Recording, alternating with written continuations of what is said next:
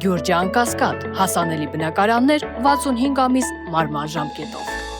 Դուք քիչ առաջ ազգային ժողովի ամբիոնից հայտարարեցիք, որ ես ազատ, արդար, թափանցիկ ընտրությունների պատասխանատուն եմ։ Ընտրական օրենսգրքում հենց ընդհանուր դրույթները առաջին հոդվածը ասում է, որ ընտրությունները անցկացվում են ընդհանուր, հավասար, ազատ եւ ուղղակի ընտրությունների իրավունքի հիման վրա գաղտնի քվեարկությամբ։ Ես ընդգծեցի հավասար բառը, որովհետեւ դուք ձեր խոսքում ոչինչ չասացիք մրցակցային ընտրական գործընթացի մասին։ Այնինչ այսօր արդեն տարբեր հասարակական կազմակերպությունների կողմից արձանագրվել են իբրև խախտումներ ընտրական այս փուլի, երբ որ հավասար մրցակցությունը ուղղակի բացակայում է այս փուլում։ Սկսած տարածքների վարձակալության խնդիրներից, որի մասին ՀԿ-ները բարձրաձայնել են,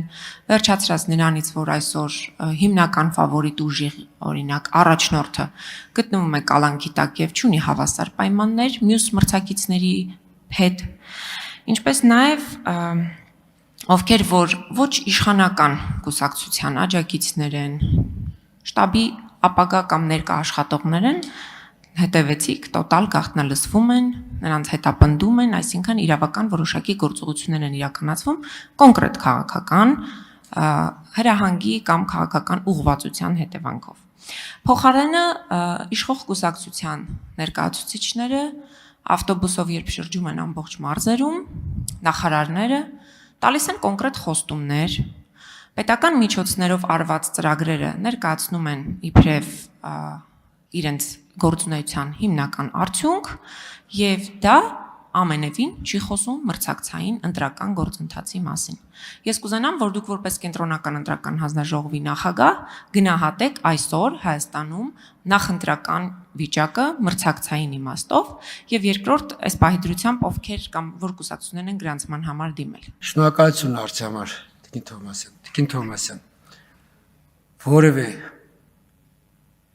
քաղաքական ուժից, կուսակցություն, դաշինք մենք չենք ստացել օրինակ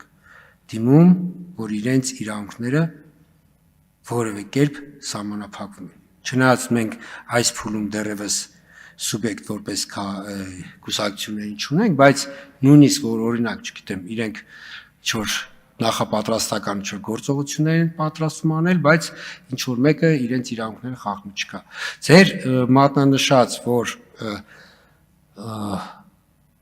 եթե չեմ սխալվում, Դանիել Յանուսյանի Facebook-յան գրառում ա եղել, որ այսպես տեղեկություններ ենք ստացել։ Այդ տեղեկությունները որևէ կերպ, այսինքն որ կհաստատվի կգա կենտրոնական ընտրական հանձնաժողով,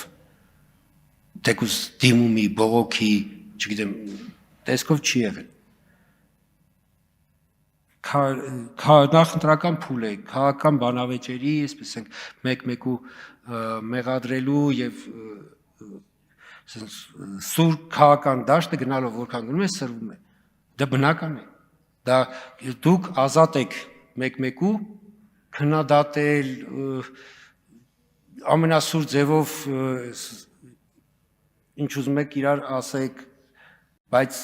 մեր տեսանկյունից պիտի մենք ունենանք կոնկրետ խախտման կամ իրավունքի սահմանափակման փաստ, որով որ մենք զբաղվենք։ Այս մնացած ասենք նկարագրում եք ուղղակի քաղաքական գործիչների, այսպես ենք ներկայիս կարգավիճակներ,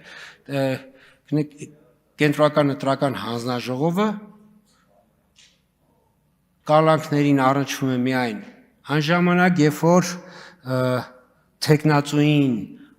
կալանքից զրկելու հայտ է ներկայացում դատախազության կողմից։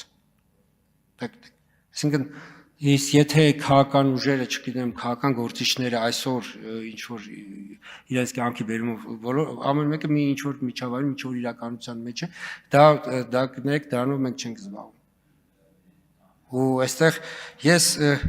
նախընտրական վիճակը, ինչ վերաբերում է նախընտրական վիճակին, ես կարող եմ ասել, որ այսօր Հայաստանի Հանրապետությունում նախընտրական վիճակը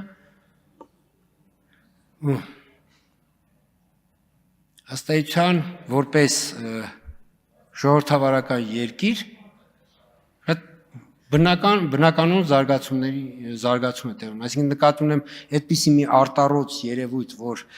մեր այս նախընտրական վիճակում ինչ որ արտառոց երևույթներ տեղ ունեն, ես ամեն դեպքում նման փաստ չունեմ, որ Հայաստանի Հանրապետություն ինչ որ արտառոց երևույթ է տեղ ունենում, որը օրինակ նման երևույթներ ժողովրդավարական, ասենք զարգացած ժողովրդավարություն ունեցող երկրներում տեղի չեն ունենում։ Այսինքն արձանագրեցինք, որ դուք այնուամենայնիվ նախընտրական շրջանը այս մրցակցային չեք համարում, այլ համարում եք բնականon։ Եթե սխալվեցի դուք ինքներդ ուղեք եւ հայտարեք, մրցակցային եք համարում, թե բնականon, եւ այդ բնականոնի մեջ արդյոք մրցակցայինը մտնում է, թե ոչ։ Սա առաջին եւ երկրորդ, ես կուզեմ նաեւ ձեր ուշադրությունը հրավիրել, երբ որ դուք ասացիք, որ անցկացրել եք մի քանի ընտրություններ տեղական ինքնակառավարման մարմինների, մենք բոլորս նաև հետևել ենք այդ ընտրությունների եւ ընթացքին եւ հետագա գործողություններին եւ պետք է արձանագրենք, որ բոլոր այն քաղաքներում, որտեղ քաղաքացիական պայմանագիր կուսակցությունը պարտվեց, մեծ հաշվով ընտրությունների արդյունքների հետ հաշվի չնստեց եւ սկսեցին հետապնդումներ ընտրված ավականիների նկատմամբ, ընտրված համայնքի ղեկավարների նկատմամբ, ընդཐུպ մինչև կալանքներ։ Այսինքն ընտրական գործընթացը մենակ այդ քվեատուփին մոտենալը եւ քվեատուփով սահմանափակվելը չի, նաեւ այդ արդյունքների ճանաչումն է, որը որ ըստ էության իշխող ուժի կողմից չի ելևում։ Շնորհակալություն։ Եթե մրցակցային չներ չլիներ, բնական չէր լինի։ Ես երբ որ ասում եմ մեր մոտ ինչ որ տեղ ունենում բնական միջավայր, այս նկատում որ մրցակցային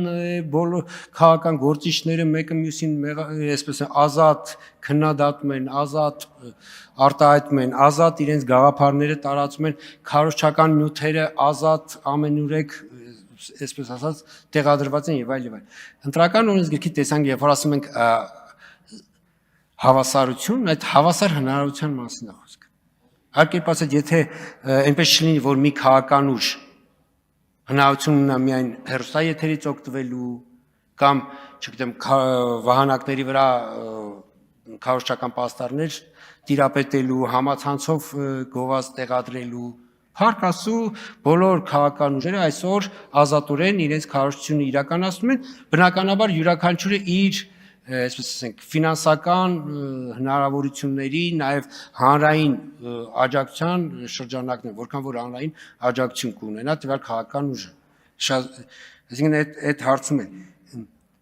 Տեսեք, մեր խնդիրը ընտրությունները կազմակերպելն է ազատ, արդար, թափանցիկ, որպիսի արդյունքները լինեն ընտրողի կամքին համապատասխան։ Հետընտրական քաղաքական զարգացումները չի կարող լինել։ Պարոն Հովակիմյան, ավարտեք։ Չի կարող լինել որևէ ընտրական մարմին, այդ թվում ԿՀ-ի իրավասության ներքո, հետընտրական նկատի ունեմ քաղաքական զարգացումներ, որևէ ԿՀ չի կարող զբաղվել, թե հետո ինչ քաղաքական զարգացումներ են տեղ ունենում։